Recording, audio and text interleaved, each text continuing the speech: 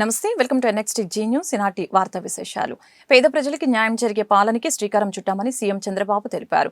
అంబేద్కర్ కోనసీమ జిల్లా కొత్తపేట మండలం వానపల్లిలో శుక్రవారం సీఎం పర్యటించారు. సందర్భంగా గ్రామ సభకు హాజరై ప్రజల సమస్యల్ని అడిగి తెలుసుకున్నారు. రాష్ట్ర వ్యాప్తంగా ఒకే రోజు 13,326 పంచాయతీల్లో గ్రామ సభలు పెట్టి ఈ ఏడాది నరేగా కింద 4,500 కోట్ల పనులకి అనుమతి తీసుకున్నాం. నరేగా కింద 100 రోజులు పని కల్పించడం ప్రభుత్వ బాధ్యత. ఈ పథకం కింద ఈ ఏడాది 84 లక్షల కుటుంబాలకి పని దొరుకుతుందని ఈ సందర్భంగా చంద్రబాబు తెలిపారు. అదేవిధంగా గ్రామాలు అభివృద్ధి చెందితేనే దేశాభివృద్ధి సాధ్యం. 2014-19 మధ్య గ్రామీణాభివృద్ధికి స్వర్ణయుగం. గత ప్రభుత్వంలో డ్వాక్రా సంఘాల మహిళలు ఇబ్బంది పడ్డారు. గ్రామీణాభివృద్ధిలో సర్పంచి పాత్ర కీలకం. 2014-19 మధ్య 27,444 కిలోమీటర్ల మేర సిమెంట్ రోడ్లు వేశాం. వచ్చే 5 ఏళ్లలో ప్రతి గ్రామంలో సిమెంట్ రోడ్లు వేస్తాం.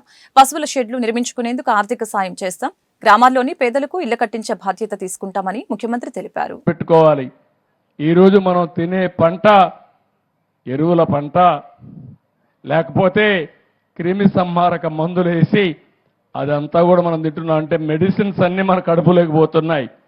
ఇలాంటిగాని వస్తే ఇప్పటికే మీరు చూస్తున్నారు. నేను ప్రకృతి సేద్యం కోసం ముందుకు పోయాను. 12 లక్షల ఎకరాల్లో ఈరోజు ప్రకృతి సేద్యం జరుగుతూ ఉంది. ఈ 5 ఏళ్లలో 20 లక్షల మంది రైతులు 50 లక్షల ఎకరాల్లో ప్రకృతి సేద్యానికి శ్రీకారం చుట్టబోతున్నారు. ఇక్కడ నేను ఒకటే ఆలోచిస్తున్నా, తక్కువ ఖర్చు కావాలి వ్యవసాయానికి, పెట్టుబడి తగ్గించాలి, ఆదాయాన్ని పెంచాలి, ఆదాయం ఎక్కువ వచ్చే పంటలకు మీరు వెళ్ళాలి. ఇలాంటి వినూత్నమైన ఆలోచనలు ఈ గ్రామ సభలో చేస్తే మీ ఆదాయం పెరుగుతుంది, తద్వారా మీ జీవితాలు బాగుంటాయని చెప్పి కూడా నేను మీకు తెలియజేస్తున్నా. నేను ఉచిత ఇసుక ఇస్తానని చెప్పాం. ఈరోజు ఉచిత ఇసుక విధానానికి శ్రీకారం చుట్టాం. ఈరోజు మీ పక్కనే గోదావరి ఉంది, కానీ గోదావరి ఉంది, మీకు ఇసుక దొరకన ఇబ్బందులు వచ్చాయి. భవిష్యత్తులో ఒకటే హామీ ఇస్తున్నా, మీ ఇంటికి మీరు మీ పంచాయతీలో ఇసుక కావాలని ఒక లెటర్ పెడితే మీ ఇంటికే వచ్చే విధానానికి శ్రీకారం చుడతా. ఖర్చులు అక్కడ సీనరేజీ, ఆ ట్రాన్స్పోర్ట్ తప్ప ఒక్క పైసా భారం మీ మీద పడకుండా ఎక్కువ మీకు ఇసుక సరఫరా చేసే బాధ్యత మాదని మీ అందరికీ హామీ ఇస్తున్నా. దీంట్లో చిన్న చిన్న సవాళ్లు ఉన్నాయి. కొంతమంది ట్రాన్స్పోర్టర్లు కొడుతున్నా. మీరు కూడా గుర్తుపెట్టుకోవాలి, మీ వ్యాపారాలు జరగాలి, కానీ పేద ప్రజల్ని వేధించే మార్గం ఉండకూడదు.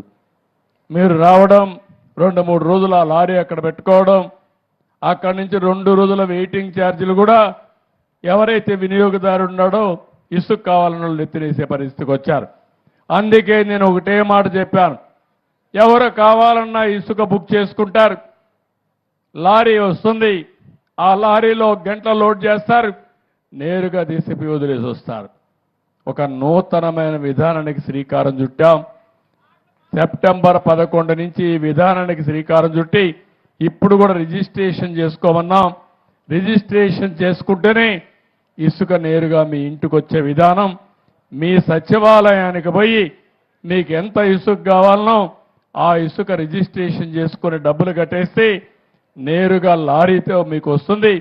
మీరే లారీ తీసేపోయి తీసుకొచ్చుకుంటామంటే దానికి కూడా మీకు ఒక టోకెన్ ఇస్తారు, మీరే పోయి తెచ్చుకోవచ్చు అని చెప్పి నేను మీకు తెలియజేస్తున్నా. ట్రాక్టర్ అవసరమైతే ట్రాక్టర్ కూడా తీసేపోయి మీరే తెచ్చుకోవచ్చు.